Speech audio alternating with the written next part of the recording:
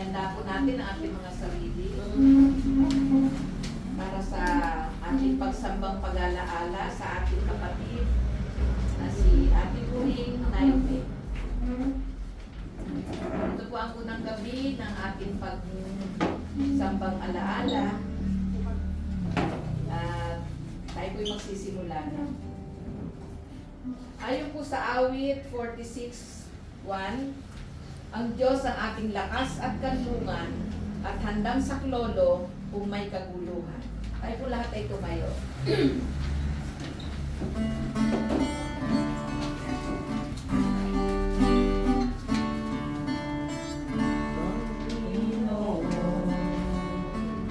Kung aking mapagmasdan, san sino ko na iyong nilalang, mga bituin, hulog sa kataasan, tanda ng iyong kapangyarihan, umaawit ang aming kaluluwa, dakila ka, Diyos ko Ama, umaawit ang aking kaluluwa, dakila ka, dakila ka, kung pagmasdan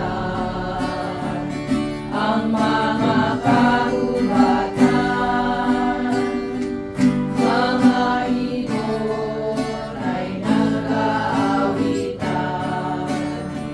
sa bundok ay aking natatanawan, mga batis daloy walang hanggan, umaawit ang aming kaluluwa, dakila ka, Diyos Ama, umaawit ang aming kaluluwa, dakila ka, dakila ka, ang Diyos sana hindi pinagkait, dahilan sa kaniyang pag-ibig, doon sa krus aking salain ako, at namatay pinigis ang dugo, umaawit ang aking kaluluwa, dakila ka, Diyos Ama, umaawit ang aking kaluluwa, dakila ka, dakila ka, Yan, wala. kung dumating Ayaw, si Kristo ayaw po tumawag. Hari natin, at sa Tawag po kayo. langit tayo ay dadalhin, magtutugan at ating sasabihin, dakila ka, Ama o Diyos namin, umaawit ang aming kaluluwa, dakila Ako ng cellphone.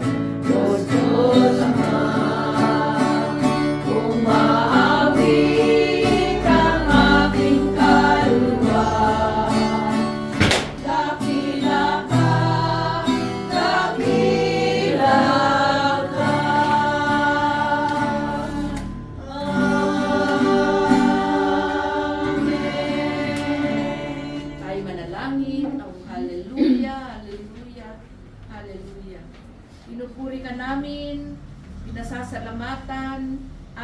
aming Panginoon sa gabing ito. Sa kalungkutan man o sa kasiyahan, dapat lamang na kami magpuri sa iyo, Panginoon. Sapagkat ikaw ang Diyos na nakakaalam ng lahat ng bagay dito sa langit at sa lupa. Kaya sa gabing ito, O Diyos, sa aming pagkakatipon-tipon, dahil sa pag-aalaala namin sa aming minamahal na kapatid, samahan mo nga po kami sa gabing ito. Pangunahan mo po kami at aming hinihiling ang iyong presensya sa aming kalagitnaan sa gabing ito. Lord, ikaw po ang aming nilululhati at pinasasalamatan.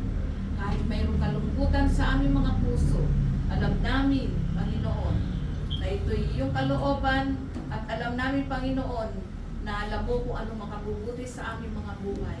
Kahit ang aming panalangin, Panginoon, matanggap namin na may kaluwagan sa aming mga puso ang pagpanaw ng aming minamahal na kapatid na si Ate Purin. Sa aming pagbubulay-bulay na yung mga salita, O Diyos, ibukas mo po ang aming mga puso, Yan po. ang aming mga tenga, ang aming mga kaisipan, Panginoon, at loobin mo na maunawaan namin ang nais mong iparating Mag-headset sa ka. bawat isa sa amin sa gabing ito, O Diyos. Ang mga salita mo po, O Diyos, ay maging aming kaligayahan, Panginoon, at kapayapaan sa gabing ito. Pangunahan mo po ang aming tagapagsalita, ang aming pastor, Reverend Mag-headset Pastor ka. Raymond de la Cruz, Ikaw. Panginoon. At loobin mo na ang mga salita na mumutawi sa kanyang labi ay maging insenso ng kapayapaan ng puso ng bawat isang nagmamahal sa aming kapatid. Lord, kung ang gabi ito, binabalik namin siyang papuri, pasasalamat sa tayong pangalan ni Jesus na aming Panginoon at sariling tagapagligtas. Amen. Makaupo na po tayo. Nasa panahon na po tayo ng pagkulita at pag-alaala sa ating kapatid na si Ate Purin. Mabalik naman sila eh. Kung sino man po ang merong nais mag-share ng kanyang mga memories para sa ating kapatid na ito ay siguro mauna na ako. No? Nandito na ako. Mauna na po ako. Si Ate Purin po ay asawa. Mag-headset Hindi ka. nakakaalam, pero alam naman natin lahat. As asawa ng aming pinakapanganay na kapatid na lalaki. Si Maloy Florentino. Yan. Siya po ang pinakamatanda kay Manay Helen yun. At kahit po kapatid namin sa sananay, ay nakita po namin yung close po kami mga kapatid. Kasi hindi kami magkakalayo ng tirahan. Nasa isang bayan lang kami sa Taytay. Kaya kung ano man ang mga okasyon, mga kaganapan sa aming pamilya, kami po ay sama-sama, kami po ay buklod-buklod at nalalaman namin ang mga nangyayari sa bawat isa sa amin magkakapatid. Kaya close po kami sa aming kuya, siyempre kasama po ang ate. At na-witness ko po kung gaano ka buting kapatid ang aming kuya sa amin. At kasama ang ate, siyempre suportado niya ang aming kuya. Kami po ay mga estranghero sa Taytay, pero dahil kami buklod-buklod, kami nagkakatulungan magkakapatid, ay kahit mahirap ang buhay, hindi naging mahirap para sa amin. Kasi po kami ay kahit paano ay nagkakatulungan. At yan po si ate, tsaka si Mami Flor, ay hindi rin naman kami pinabayaan. Lagi rin naman sila kasama sa aming mga problema, pangangailangan, nagkakatulungan po kami. Si ate po ay isang napakasipag na tao. Lahat ng hanap buhay. Pinasok niya pagluluto, nagtitinda po yan nung sila ay nasa Taytay pa. Na masarap po magluto yan ng palabok. Naaalala ko yung Hindi lang palabok. lahat. Masarap siya magluto talaga. Kaya ewan ko kung namana ni Gladys. Nagkakain lang. Ayun, hindi ko makakalimutan sa kanya yun. Lagi kami nagkikita sa palengke. Pag kami nagkasalubong sa palengke, tatabi muna kami. Doon kami nagchichika-chika ng mga problema, balita, ano yun. Doon kami nagkakaano. Masayahin niyan si ate. At nakita ko yung pagmamahal niya sa kanyang mga kapatid. Sa mga nangangailangan, matulungin din siya. At ayan, kaya nakakalungkot na siya na-stroke kasi alam ko, ang sipag niyan, hindi ko tumitigil yan, talagang kilos ng kilos yan. Kaya nung siya yung magkasakit, siyempre, nalimitahan na rin naman yung kanyang mga ginagawa. Alam ko, gusto niyang mamalengke sa Taytay. Doon na mamalengke yan. Kaya pag nakita kami, talagang masaya-masaya kami nagkukwentuhan doon. Kaya yan ang mga memories na hindi ko maano sa atin. Dahil kaming nasa kanya, sa kanila, sa bahay nila, kaya na-witness ko yung nangungupahan sila sa apartment, natira sila sa kainta, nakita ko yung paano sila guminawa ang buhay, pati yung kanyang mga kapatid, ang mga achievements niya, hindi ko makakalimutan si ate. Kasi, kumbaga sa marami din ako naging sa kanya. Memories sa kanya. Masasayang memories. Yan lang po. At kung sino pa po ang may nais magsalita. Ako. Ayan. Sige. Magandang gabi sa inyo lahat.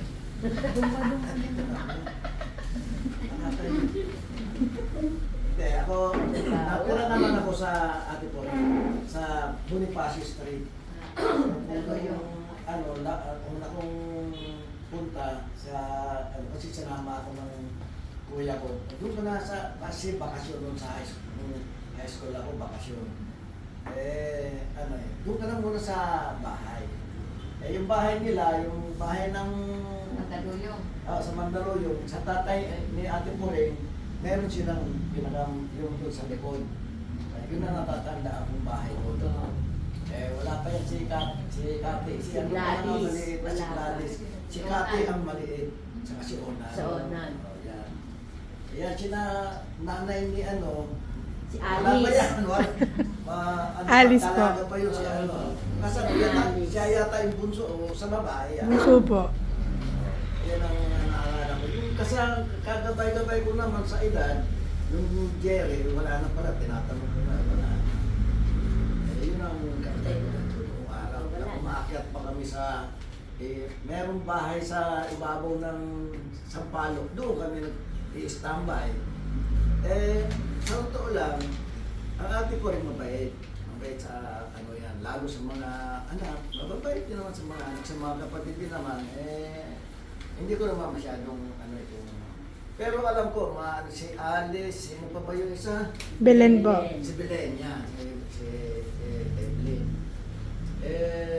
Sa tinagal ko ng ilang buwan, naano ko na okay naman ang pamilya nila kasi natigil na ako sa kanila. Na isasama. Nung araw nagsisimba pa sa Antipolo, sinasama pa ako nila. Sa totoo lang, nung nandito na sa Taytay, ang mga ate, busy na sila. Ngayon, hanggang sa malipat na ng kainta, lalong mas naging busy na ate ko rin. Ayun, kaya sa totoo lang, bihira na kami magkita. Siyempre, may hanap buhay din kami.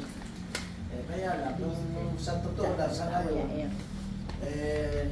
nandiyan na yan. Kaya, Di kayo sabi ko nga, makakarating. sa sarili ko, dapat lang na magpahinga na atin. Kasi sobra na ang Sobrang hirap. pagod na. Kaya sa totoo lang, Tito Ernie po daw. ngayon na lang ulit kami nagkita. Tito Wala Ernie. siya. Kaya, pero purihin ang Panginoon dahil at least magkita pa rin tayo. 70. Kaya yun lang mga kapatid. Birthday. Okay, sino pa po? Ako. Okay, yan susunod. Kako tayo Alia. Hindi, naalala ko kay ate, talaga, bata pa ako kasama ako ni Malaki, ako kasama sa Mandaluyong. pagkabata ka pa, tagakain ka. Kaya si ate napakasarap magluto. Talagang hangang-hana ako sa mga luto ng ate ko rin. So yun yung naalala ko sa kanya, yung lahat ng mga luto niya, gustong-gusto kong kainin. Kasi syempre nanay ko, mahirap lang kami nung bagong salta sa Taytay. Hindi pa masarap magluto dahil si Ma kung magluto, isang bawang, isang sibuyas, tapos ang daming gulay. Si ate talagang kahit ano, hangang-hanga ako dahil kahit anong kainin ko, nasasarapan ako. Samantala yung nanay ko, hindi ako nasasarapan. Kaya yun talaga yung tumatak sa utak ko, yung masarap siyang magluto. At saka si ate talagang, sabi nga ni Biber, masipag na tao. Lahat din, kumbaga susuungin, lahat din ang hanap buhay. Yun lang yung naalala ko kay ate. Okay po. Next. Maalala. Walang naalala. Sa mga apo, meron ba? Kabulubul pa sa mga apo eh. Anak ni Alice. Si Gladys na lang po. Si Gladys daw. Marami pang pag-event yan, marami pang mayroon pa tayong gabi-gabi pa eh. Sige po. Sige. Basta humanda kayo sa mga ano, ibang gabi. Tita Mari po. Isipin nila yung mga memories nila sa mga lola. Oo. Yan ay isang, ano yung tawag natin dun sa tribute? Tribute yan.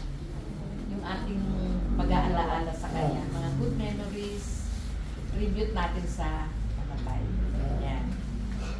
Ngayon, dumako na tayo sa ating pasasalamat ay sa pagpapahayag ng salita ng Diyos na dadalhin sa atin ni Pastor, Reverend Pastor Pilimon de la Cruz. Opo.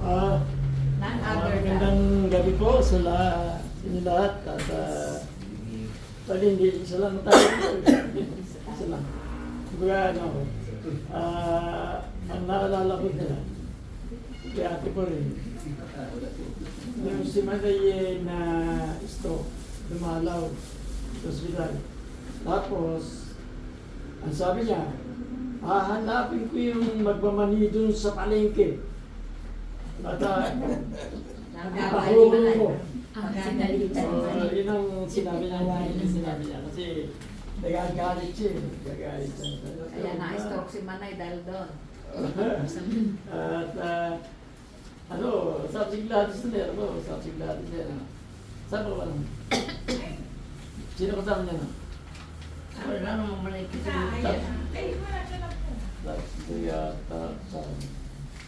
Sige, at hindi naman tayo masyadong magpapakahaba ng siguro may isang oras. Hindi naman. Ako may sila akong magbisa, hindi ako mahawak magbisa. Sige tayo malalangin, Panginoon. Guide us, Lord, with your Holy Spirit. Yes, Lord. At naniniwala kami, Panginoon, na narito ka. At ikaw ang Diyos na sa magitan ng iyong anak ay meron kang gagawin at gagawa ka ng mga bagay na hindi namin maunawaan. Maraming salamat po sa pangalan po ng Panginoong Hesus. Lahat po kita magsabi ng Amen. Amen. Okay. May nagtatanong sa akin, bakit daw ang Diyos nilikha niya yung tao? Bakit naman kailangan mamatay pa? Ano sabi niyo? Ibig sabihin, kasi ang tao, yan ang disenyo at masterpiece ng Lord. Ang tao. Ngayon, ang sinagot ko sa kanya, siyempre yung tao nagkasala kasi. Nahiwalay ngayon yung tao sa Diyos. Pero ayaw ng Diyos na ang tao ay mamatay. Ayaw niya. Ayaw niya. Tapos ko manatili doon sa doon sa lupa na doon sa lugar na wala nang problemahin ba? Yun ang ano, inalayan ng Diyos eh. Ngayon, dumating yung kasalanan, natural. Mahiwalay ngayon. Subalit, ang napakaganda doon, sa kabila ng kasalanan, gumawa ang Diyos ng pinakamaganda. Ano yun? For God so loved the world. Yun ang ano, yun ang plano. Yun ang disenyo ng Diyos. Kung si Ate Puring o tayo ay kinrelate ng God, pero meron namang patuloy na naghahanap ang Diyos kung sino yung magpapalit doon sa kamatayan na magbibigay ng buhay. At walang iba kundi si Jesus. Wala pa natin pa naman. Hindi tumigil ang ano, hindi tumigil, ginamit niya yung mga propeta, hindi nagtagumpay. Gumamit sa mga tagapangaral sa Old Testament, hindi nagtagumpay. Kaya, sinulat ni Propeta Isaias na meron darating na tagapagligtas na ang ibig sabihin ni Emmanuel, kasama natin ng Diyos. Sa 7:14 ng Isaiah. Ngayon, ang ano ko lang, bago pa ang tao, tayo, hindi pa man isinisila, pag binasa niyo yung mga awit, 139, mababasa niyo rin yung ang sabi rito sa 139, pinupuri pa 14 hanggang sa sumusunod. Pinupuri kita, O Diyos, marapat kang katakutan, ang lahat ng gawain mo ay kahangahangang tunay. Sa loob ng aking puso, lahat ito'y nakikinda. Ang buto ko sa katawan, nung iyong hugisin sa loob ng bahay bata, do'y iyong napapansin. Lumalaki ako roon sa iyong dinalilim. Ako'y iyong nakita na, hindi pa man isinisilang. Yun ang ano eh, yun ang napakaganda eh. Plano ng Diyos yun. At napalad tayo, tayo yung ano, meron tayong, sabi ko nga sa message ko eh, tayo yung disenyo ng Diyos. I-design sa ganung sa ganung bagay. Japan po. Okay. Japan. At ang isang makikita natin na may kanya-kanyang panahon. Ang tao sa mundo, may kanya-kanyang panahon. Babasahin din sa mga ngaral eh. Ang ganda nung sinabi niya eh. Ang sabi niya rito, may taktong panahon para sa lahat ng bagay. Ang lahat sa mundong ito ay may kanya-kanyang panahon, may kanya-kanyang oras. Ang panahon ng pagsila at panahon ng pagkamatay. John, siyempre may kanya-kanyang time yan. May timetable ang God. Hindi natin pwedeng tanggihan yan. Kahit ano pang gawin natin, timetable ni God yan. Siya yung gumawa ng oras. Siya yung gumawa ng panahon. Kaya hindi natin matatanggihan yan. Ngayon, ang isang napakaganda dyan, sabi ng pilosopo itong tawagin ito ang pilosopya ng buhay niya. Lahat ng bagay sa mundo ay walang kabuluhan. Wala. Maging ikaw man yung pinakamayaman sa lahat ng... Dahil pinakamayaman si Solomon na yan humihingi ng kayamanan. Ayaw niya nun pero binigay rin. Ang hinihingi niya, wisdom, ng karunungan. Ewan ko sa inyo, pero kasi ang pinakamahalaga karunungan. Kaya nga ang sabi niya rito, iisa ang kauwian ng lahat ng tao, sabi sa mga ngaral, chapter 3, ang sabi niya, ang tayo walang kaibahan sa hayop sapagkat lahat ay walang kabuluhan. Iisa ang kauuwian. Lahat ay buhat sa alabo at sa alabo din babalik. Sino ang nakatitiyak kung ang kaluluwa ng tayo aakyat sa itaas at ang kaluluwa ng hayop ay mahuhulog sa kanila. Mga inisita ng Diyos yan. Sinaplano niya yan. Na ang isang tao, lalo na kung talagang nakilala niya ang Panginoon sa kanyang si Jesus Christ bilang Panginoon at tagapagligtas, ang kamatayan ay parang isang pagtulog lang sandali na antimeni siya. Antimani. Antimeni. Ganun yan eh. Antimano, pag namatay yung tao, meron kasi mga mangaral na pag namatay yung isang tao, hindi padadalhin sa ano, iba-iba yung ang mga theologian. Iba-iba. Hindi padadalhin sa langit. Pag namatay yung sa mga nampalatayang sa tao, hindi. Meron, dadalhin pa rin doon sa kay Abraham Boson, yun ang ibig. Kaya ang nangyayari, nagkaroon ng tinatawag na doctrine of purgatory. Nagkaroon tuloy ng doctrine of purgatory. Sabi, manatili ka muna sa purgatory, ipapapanalain ka, saka ka pupunta sa langit. Yun ang problema. Yung nangyari kay Lazaro at saka dun sa mayaman. Yung mayaman, inilibing, si Lazaro dinala sa piling ni Abraham doon sa Lucas 16, 19. Pero hindi naniniwala ron. Kasi marami kong ang tao, kapag may relasyon kay Kristo yan, tinanggap bilang Panginoon at tagapagligtas, antemano, haharap sa hukuman ni Kristo. Tayo yung naharap eh. Hindi naman yung hindi mananampalataya.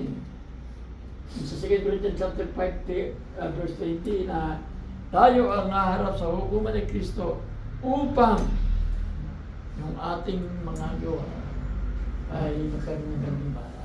Tayo, yung mga hindi mananampalataya, yung hindi talaga tinanggap si Kristo, under condemnation yan. Nasa ilalim ng kapahamakan yan. Hindi sila ang haharap, tayo yun.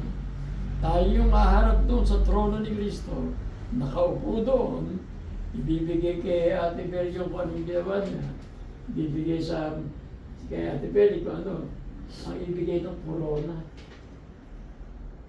Yun ang maganda doon. Si Ate Bering, ako ay, kasi naano ko rin siya nung panahon na dinadalo, malakas pa siya. At Ate Bering, wala namang, sabi niya sa akin, isa lang naman yung pili yun eh. Ikaw, pag pinag-usapan natin yan, marami na tayong pag-uusapan. Mahalaga, tanggapin mo si Kristo bilang Panginoon at tagapagligtas. Sigurado ka na 100%, pupunta ka sa langit. Sino ba sa inyo rito sa pumunta ng impyerno? Hindi ako payag doon.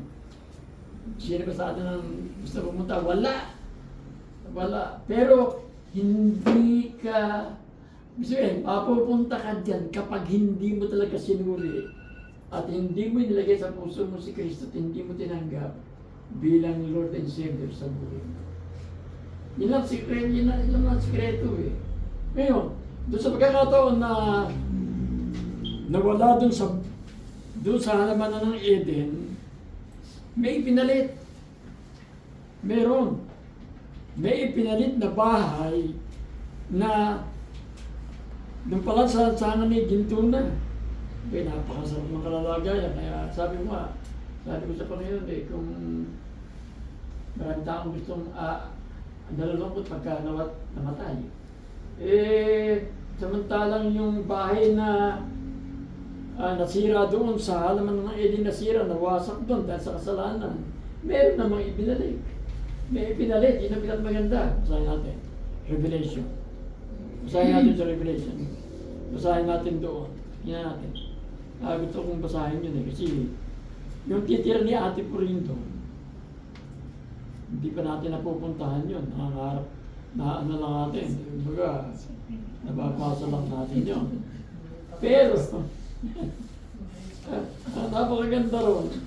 Merong ipinalit doon sa separation ng tao at ng Diyos dahil sa kasalanan, binigyan naman ngayon ng magandang bahay.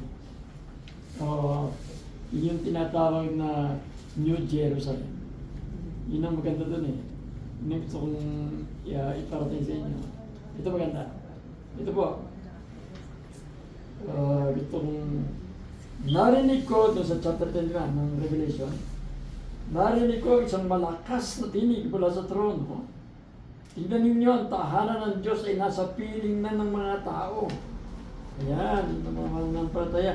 Maninirahan siyang kasama nila at sila'y magiging bayan niya. Diyos mismo ang makakapiling nila at siya ang magiging Diyos nila. At papahiring niya ang bawat luha sa kanilang mata. Wala nang kamatayan, dalamhati, pagtangis at paghihirap, sapagkat lumipas na ang dating mga bagay. Palapakan natin ang Panginoon. May plano ang Diyos doon sa halaman na ng Eden. Doon yung mismong Kristo nito ang magbibigay ng magandang buhay. Yon ang hindi alam, yun ang kalawakan ng pag-ibig ng Diyos. Yun ang maganda doon. Kaya sabihin, nalulungkot tayo ngayon. Pero yung katawan naman niya, pupunta sa sementeryo, mabubulok yung katawan. Pero alam niyo ba, bubuin muli yan eh. Bubuin muli. Gusto kong iwanan sa inyo ito, bubuin uli yan doon sa chapter 15. Bubuin muli ng Diyos yan.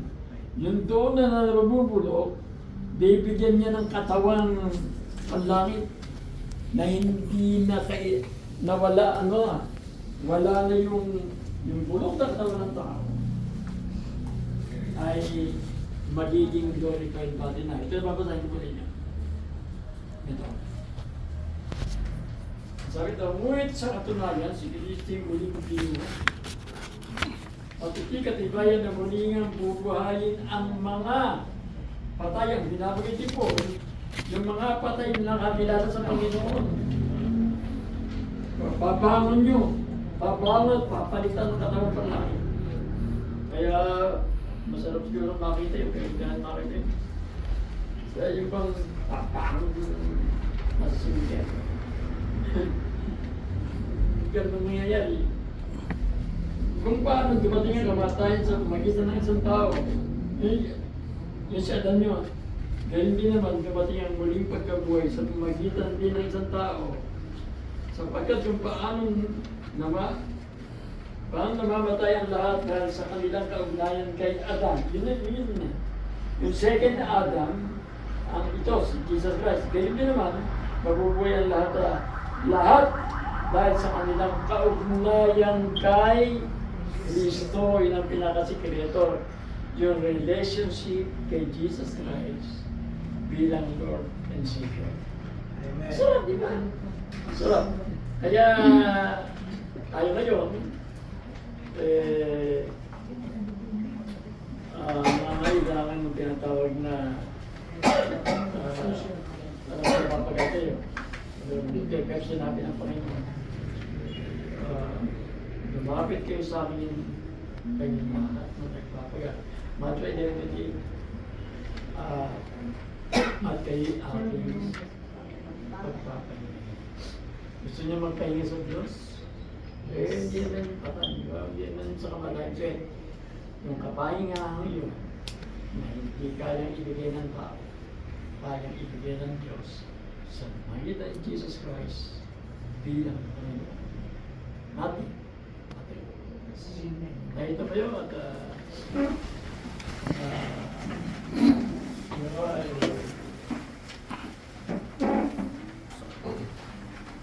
pag-itin natin ay surrender.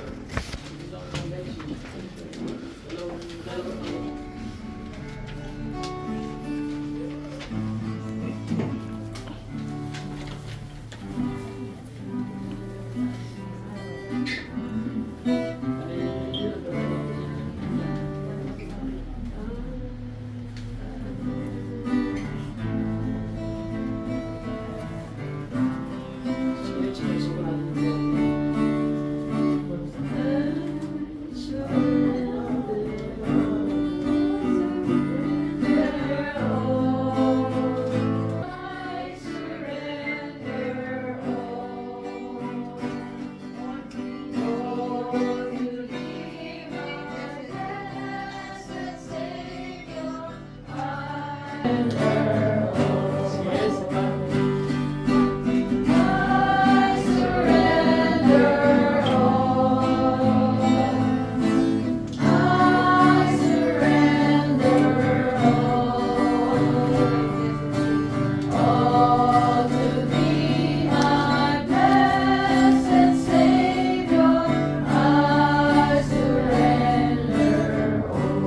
Kapatid, sa walang katiyakan sa buhay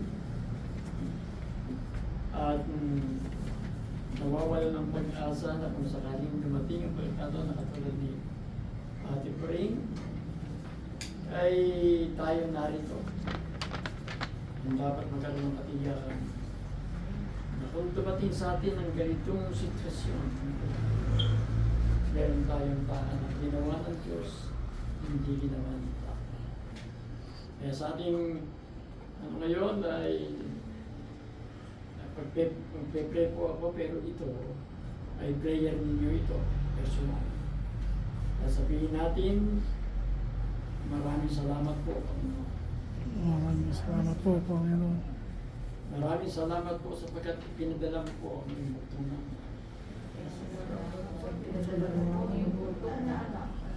upang kami mabuhay at patawarin sa aming mga kasalanan. Upang kami mabuhay at patawarin sa aming mga kasalanan. Kaya ngayon po, ang aking desisyon sa buhay ko, Sa buhay ko, iwanan ko ang kasalanan iwanan ko at ang tulungan kasalanan ko po ako at tulungan po na ako ito ay hindi ko nagawin. na hindi ko na kami, Panginoon. Kung may gagawin man ako, meron namang tagapagligtas kung lalapit kay Kristo ay hindi niya tatanggapin. Panginoon, maraming salamat po sa iyo. At ikay aking sinasampalatayan bilang Panginoon at aking sariling tagapagligtas. Tagapagligtas. Tinatanggap kita ngayon, Natanggap ito ngayon. binubuksan ko ang aking puso. Nabuksan ko ang aking puso. Masura, Panginoong Jesus. Pumasok ang Panginoon Jesus. Salamat po Salamat sa po buhay na walang hanggan. sa buhay na walang hanggan. Na katulad ni Ate Marie, Nakatulad ay na bibigay mo rin sa amin ngayon. sa Ang buhay na walang hanggan, ang buhay na walang na hanggan. ikaw ang bigay. Isulat mo po ang aking pangalan Pangalan sa aklat ng buhay. sa atong buhay. Na mula ngayon, Mula ngayon, ikaw na ang Diyos ang Diyos na aking paglilingkuran, aking paglilingkuran na aking sasambahin. at aming sasambahin. Maraming salamat po Maraming salamat po. sa pangalan ni Jesus. Sa Pangalan ni Jesus. Amen. Nasa wakas na awit na po tayo. Kaya po natin nasipin. Kapatan mo, Diyos, tunay at dakila. Ang pag-ibig mo'y wagas na walang kapantay. Sa aming puso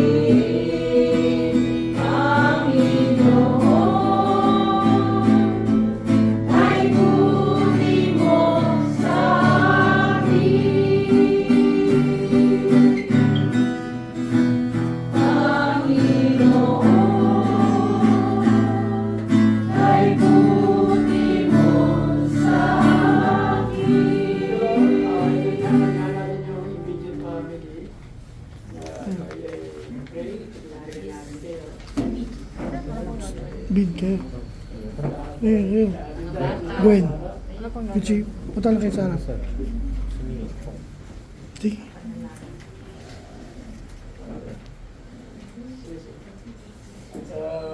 Kung natin ang kamay sa hindi natin sa mga dito.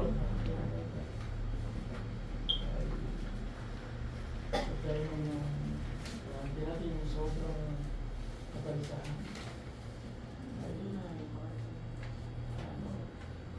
Tanggalin. Pero narito po kami, O Diyos, at aming pinibilang Panginoon Diyos ang buhay malayan ng aming kapatid at Ring. Salamat po sa iyo. Sapagkat meron po ilaan na lugar na hindi na siya mahihirapan. Wala nang pagluha, wala nang dilim, wala nang gutom, kundi panay nagpupuri na lang sa iyo ang panahon. Narito po ang mga anak, mga po, Panginoon. Kanunugang dakilan namin Diyos. Hayaan mo na patuloy. Dahil ko po ang mga kapalisahan, anxiety, depression. Diyos, pangalan ni Jesus, wasabi in Jesus' name. At magkaroon po ng kapayapaan. Dinahin din namin sila pati, ang mga nasa abroad, dakilan namin Doktor. Alam ko po na nalulungkot sila. Papagalingin niyo po sa pangalan po ng Jesus Christ. Diyosawin mo po lahat yung nararamdaman niya in Jesus' name. At nawa, Panginoon, sa gabi nito, patuloy na iingatan mo po ang bawat isa at bawat tahanan na aming iwanan ay ikaw ang siyang mag-iingat. Walang anumang mabibigat sa mga, walang mabibigat na karamdaman. At dalayan ko ang kanilang Lord na paalisan. Siyempre mo po sila na pagkaroon ng paalisan sa gitna po ng sanito. Maraming salamat po sa iyo, Panginoon. At itipin lang namin, Panginoon. Sa mga pangyari ang pangalan ng Panginoon Jesus. Amen. Ngayon, nagapin po natin ang masaganang basbas. Pagpapala ng ating Diyos sa mga pangyarihan sa lahat. At ang aming tagapagligtas, ang Panginoon Jesus, na nagbigay ng buhay dahil sa aming Panginoon. At ang kaaliman, iwagat ng laon, at kagalingan sa pamagitan ng Banal na Espiritu. Tanggapin po natin lahat ito sa pangalan ng Ama at ng Banal na Espiritu mula ngayon at magpakailanman. Amen.